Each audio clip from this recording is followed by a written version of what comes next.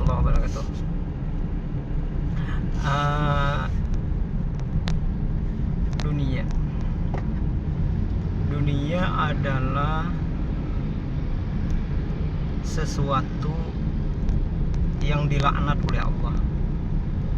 Maksudnya dilaknat oleh Allah itu artinya dunia itu dijauhkan oleh Allah Ta'ala dari rahmatnya.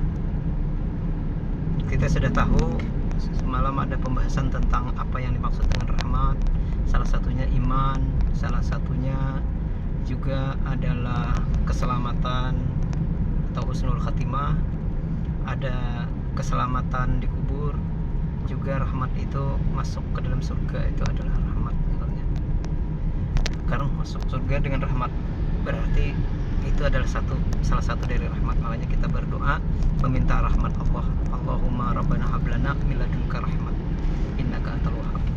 Nah, dunia yang dilaknat, yang dijauhkan dari rahmat Allah itu biasa kita sebut dengan dunia itu dibenci atau kadang dianggap oleh Allah Subhanahu wa taala. Nah, kepada kita mesti kita menjauhi dunia. Nah, pertanyaannya, apakah yang dimaksud dengan dunia itu? Dunia yang dijauhkan dari rahmat itu apa maksudnya? Yaitu dunia dalam arti sesuatu yang menjauhkan kita dari mendekatkan diri kepada Allah, atau dunia itu yaitu sesuatu yang membuat kita tidak bisa beribadah kepada Allah, itu dunia.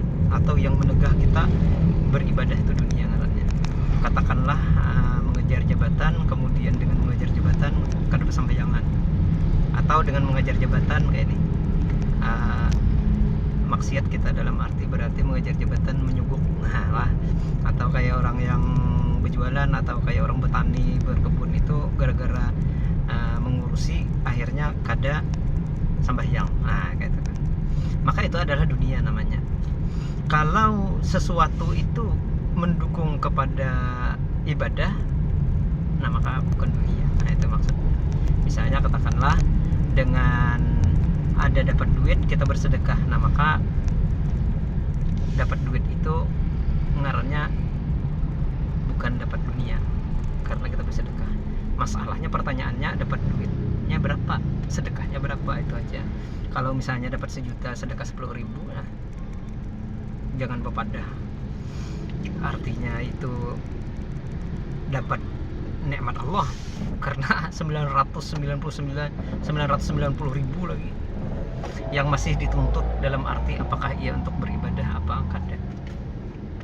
Nah, kemudian untuk mendekatkan diri kepada Allah hati kita, dan artinya tidak mencintai dunia itu tadi, maka perlu kita memahami tentang dunia itu. Pulang dipahami. Nah, dunia ini sesuatu yang rendah nikmatnya. Walaupun orang itu dapat dunia, itu sebenarnya dapat yang rendah nikmatnya. Rendah nikmat itu dalam arti sedikit sekali. Katakanlah misalnya HP, nukar HP, dapat HP. HP itu rezeki. Katakanlah antara dulu. Bisa dunia itu, bisa juga akhirat. Nah, banyak mana? Nah kan, banyak akhirat kah, banyak dunia kita HP itu memakainya. Nah, sangat sedikit kalau sangat rendah. Dan bahkan di dalam HP itu kebagusannya itu tidak berfungsi kecuali nukarkan pulang pulsanya atau paketnya, kecuali dicas dulu pulang. Selalu banyak sesuatu yang menyita kepada kita karenanya rendah. Dunia itu dana, rendah, hampir kada ada fungsinya kecuali dengan kita menambah sesuatu lagi di dalamnya. Jadi akhirnya ya bahasanya itu dengan dunia itu kita tertipu.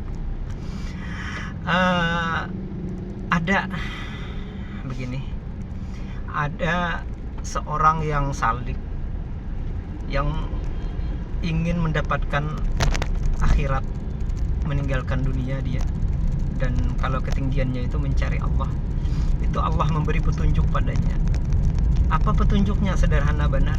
Dia dimimpi oleh Allah ketika guringnya itu dimakani Allah Ta'ala dengan makanan surga. Makanan surga dimakannya. Nah, ketika bangun dari tidurnya, dari guringnya itu, inya kada hendak makan lagi. Julungi ayam kada beliur, julungi daging kada hendak, julungi memecah liur iwak karing pakai cacapan, muntah. Kenapa? Karena ia teringat makanan surga. Jadi makanan dunia ini jijik. Nah, ini sudah mengenal dah dunia berarti. Ada satu lagi orang yang ini ketujuh babini atau ketujuh bibinian gitu lah. Nah, ketika itu dimimpi oleh Allah Ta'ala, ketujuh bibinian ini maksudnya itu dianugerahi Tuhan ke situ inya.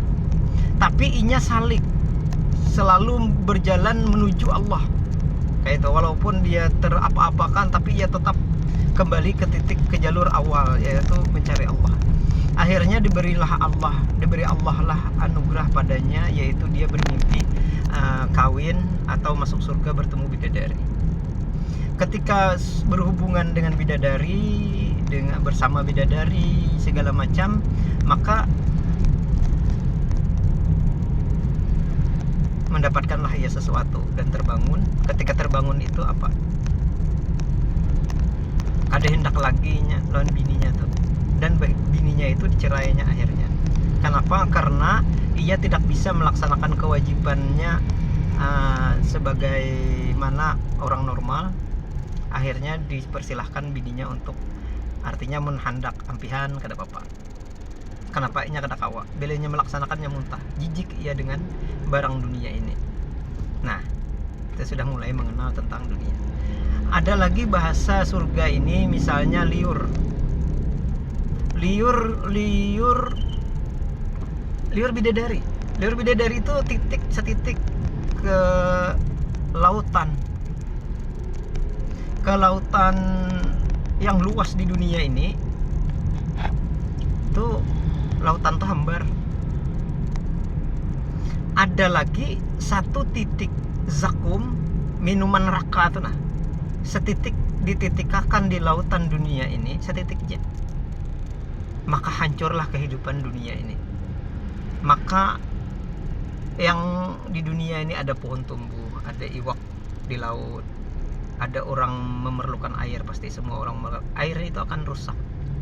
Akhirnya kehidupan di dunia ini hancur dengan ngerinya neraka. Oke.